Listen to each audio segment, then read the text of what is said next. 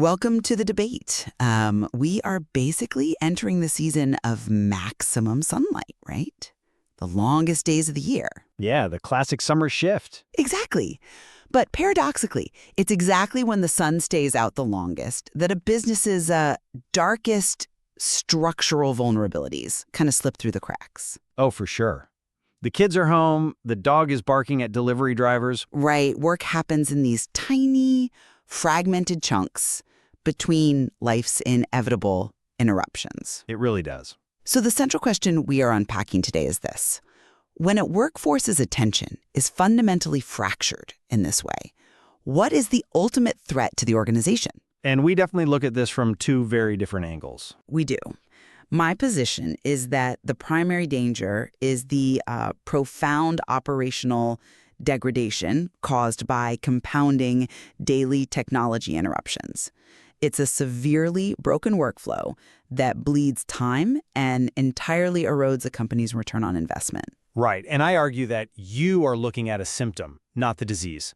The true danger of a fragmented workday, the existential threat, really, is the security catastrophe triggered when hackers explicitly exploit that distracted human attention. I mean, you say existential threat, but let's look at the actual mechanics of the operational drag first. Because I think it's far more destructive than just a simple dip in margin. I'm listening. The business impact of a fragmented day is entirely about momentum, and the loss of it happens in these tiny, micro increments. Like an employee can't log into a crucial app because the authentication server hangs. Sure, or the Wi-Fi slows down. Exactly, or a shared file just isn't where it's supposed to be. Each of these tiny technical failures forces human attention to shift away from the task and toward troubleshooting the tool. Yeah, but... And in business, you cannot solve this by adding more hours or hiring more headcount. If you don't proactively monitor and resolve the root architectural causes of these interruptions, you are simply scaling the inefficiency. Well, I come at it from a different way. You are fundamentally underestimating how cyber criminals operate in this specific environment. Okay, walk me through that. They do not rely on the major, obvious scams of a decade ago. They actively map their attacks to the exact fragmented attention you just described. Wait, they plan around the background noise? Oh, absolutely. They send messages that look perfectly routine, a standard invoice, a notification about a shared file, a quick internal request from a spoofed executive account. Right, things you wouldn't think twice about. Exactly. They design these lures to catch employees right in the middle of that background noise, right when speed is winning over scrutiny. I get that, but... The threat isn't that the employee loses 5 minutes of productivity staring at a spinning wheel. The threat is that in their rush to catch up on lost time, they click a malicious link, and that single click grants access that moves quietly to disrupt critical business functions. Look, if we are evaluating risk from the chair of a business leader, we have to weigh the inevitability of the daily grind against the probability of an anomalous event. I wouldn't call a data breach an anomaly these days. But it's an extreme event compared to daily operations.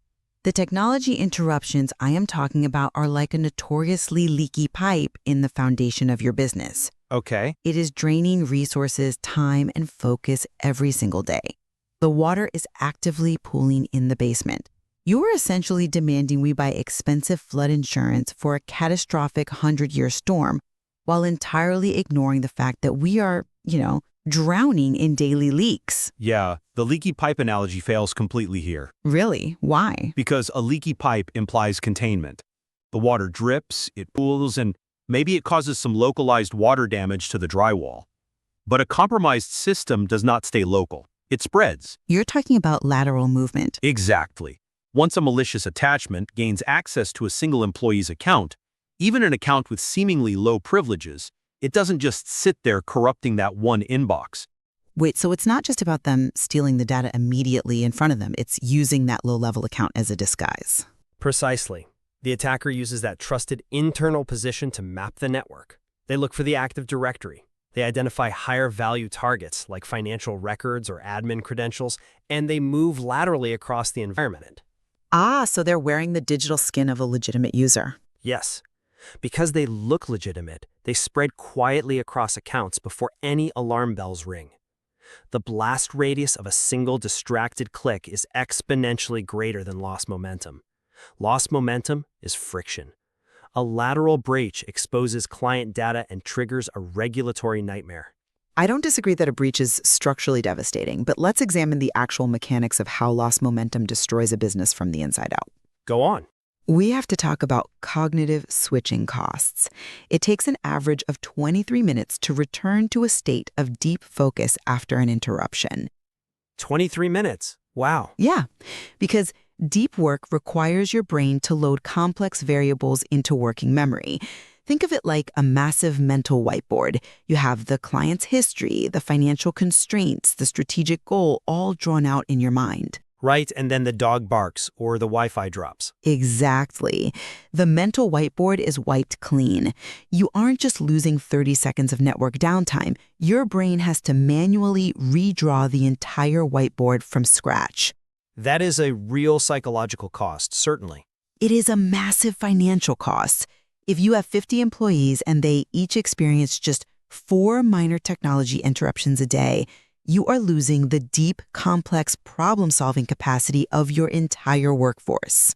I mean, I see the math there, but When business leaders try to solve this by expecting everyone to work longer hours or throwing more bodies at the problem, they completely misunderstand it.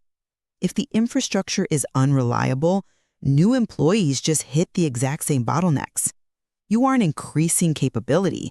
You are just increasing the cost of your capacity. But identifying that human perfection is a fallacy doesn't actually solve the problem. Well, no, hear me out.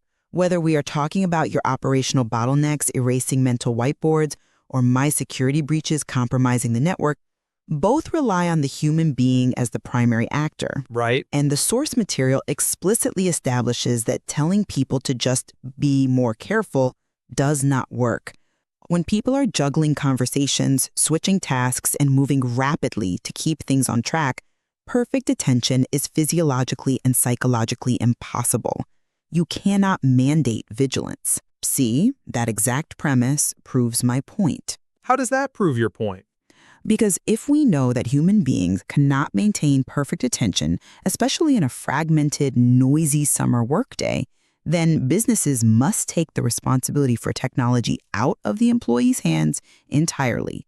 Proactive monitoring is the ultimate business defense. Proactive monitoring of the network speed? Yes, I know any IT director listening right now might roll their eyes at the idea of an optimized, frictionless network, because maintaining that takes an army. But if IT systems are maintained behind the scenes, if network lags are detected and resolved structurally before the employee even logs in, we remove the cognitive burden. We optimize the system so the human doesn't have to be perfect. You cannot optimize away an external intelligent threat. I'm just saying we make the workday smoother. Which is great for productivity, sure, but if you give a distracted employee a perfectly optimized lightning-fast network and they receive a highly sophisticated spoofed email from a vendor they trust, your optimized network just allows them to download the malicious payload faster. Oh, so the speed of the network facilitates the speed of the error. Precisely. Optimizing for pure operational speed without security is like propping open the heavy steel door of a bank vault with a doorstop so the tellers can walk in and out faster. Fair analogy. Yes, you saved them 5 seconds per trip, but you've entirely defeated the architecture of the vault. You cannot just remove the technology from the employee's hands. You have to build specific security guardrails that assume the employee will make a mistake. So the goal shouldn't be perfect attention, but neither should it be frictionless operations. Right, the goal must be limiting what a single mistake can actually detonate. If we know the workday is messy, we have to architect our systems defensively. Okay, then let's establish the context and the limits of a real business strategy here. Actually, this is a perfect place to apply the CLEAR method to frame our actionable takeaways. Context, limits, examples, action, result. Right. Exactly. We know the context, a fragmented workday. We know the limit. Human attention is a scarce, highly fallible resource. So what is the action that drives a solid business result? Well, what do you suggest? I argue for a rigorous, outcome-driven infrastructure audit. Business leaders need to look at their metrics. How many support tickets are generated by simple login failures? How much time is lost to recurring network drops? Sure, find the recurring problems. Right, you stop patching things. If an application crashes every Tuesday, you don't just reboot it every Tuesday. You audit the architecture, you find the root cause, and you eliminate it. You ensure that the foundational tools of the business are invisible to the user because they just work. That operational baseline is dangerously incomplete without concrete security architecture layered on top of it. Such as? Let's look at the mathematical realities of proper guardrails. Take unique passwords for every single login, enforced by an enterprise password manager. Because of credential stuffing? Exactly. Hackers don't sit there guessing passwords one by one. They buy databases of millions of compromised passwords from other breaches and use automated scripts to test them across thousands of corporate portals simultaneously. If your employees reuse passwords because they want frictionless access, the hacker's script gets in. Unique passwords break the mathematics of that attack. And I can see that stops the lateral movement you mentioned earlier.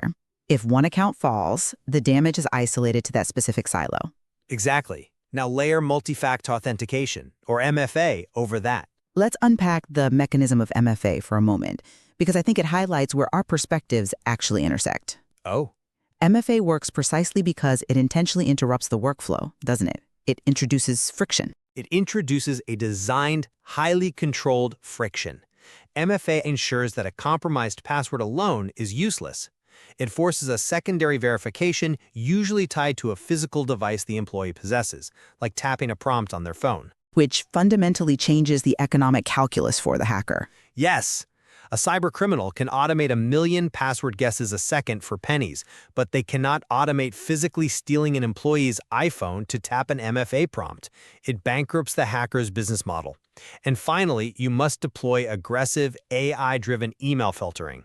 I am highly skeptical of filtering as a complete solution, though, because no filter is 100% effective. Well, no, of course not. Eventually, a sophisticated spear phishing attempt will slip through the AI. And when it does, if the culture of the business is entirely focused on speed and efficiency, which is the natural byproduct of the operational momentum I am advocating for, the employee will blindly click. They've been trained to expect everything placed in front of them to be safe. Which is exactly why the technical guardrails must be paired with cultural friction. The material emphasizes making it easy for someone to pause and ask, does this look right? Especially when something feels off. We have to break the habit of speed over scrutiny. Right. If an employee is moving fast and sees an invoice that seems slightly unusual, the organizational culture must reward them for stopping, taking a breath, and verifying it, rather than punishing them for slowing down the workflow. So we are essentially talking about the difference between careless speed and intentional velocity. I like that framing, careless speed versus intentional velocity. Careless speed is reacting to every ping, clicking every link, and rushing through a fragmented day just to clear the desk.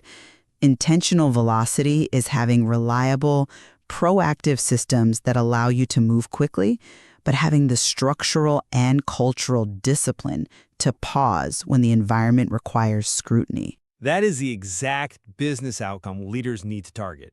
If you only invest in operational speed without security, you are ignoring the environment. A distracted workforce operating without structural roadblocks will eventually bring down the network. Summer doesn't necessarily create these risks, it simply exposes them. Conversely, if you only focus on locking down the environment with draconian security measures, but fail to address the systemic lags and broken workflows, you strangle the business. The time lost to constant interruptions creates an unsustainable environment where your people burn out and your margins evaporate. The convergence here is that any strategy relying on human perfection is doomed. We have to design for the reality of the human condition. Absolutely. So if I'm a leader auditing my company tomorrow, I'm looking at 3 concrete steps based on what we've discussed. First, identify the small recurring daily IT interruptions, the login delays, the network lags, and trace them to their architectural root. We have to protect the team's focus so they aren't fighting their own tools. Right. And second, you have to pair that operational fix with a structural roadblock. You must mandate MFA and enterprise password managers immediately and use email filtering. You cannot leave the front door open just because the living room is finally clean. Exactly. Security cannot rely on an employee remembering to be vigilant while their dog is barking. And third, culturally, the leadership has to engineer that pause. Make it explicitly clear that prioritizing scrutiny over speed when encountering suspicious data is the expectation, not an annoyance. It is the only way to manage the reality of a fragmented workforce. You have to assume the distractions are permanent and build the fortress around them. It has been a rigorous exchange, and I think it highlights the immense value of looking at workplace technology through multiple lenses. You cannot separate operational efficiency from security posture. We encourage all the leaders listening to explore their own organizational data. Look closely at where your team is losing time and where your systems are implicitly trusting distracted behavior. There is always more to uncover when you stop assuming the day is going to go exactly as planned. Indeed, every year we are handed the longest days of the year. The sunlight stretches on, offering us the illusion of infinite capacity. But the real question isn't how much daylight you have. It's whether your systems are strong enough to survive what happens in the shadows of a distracted mind.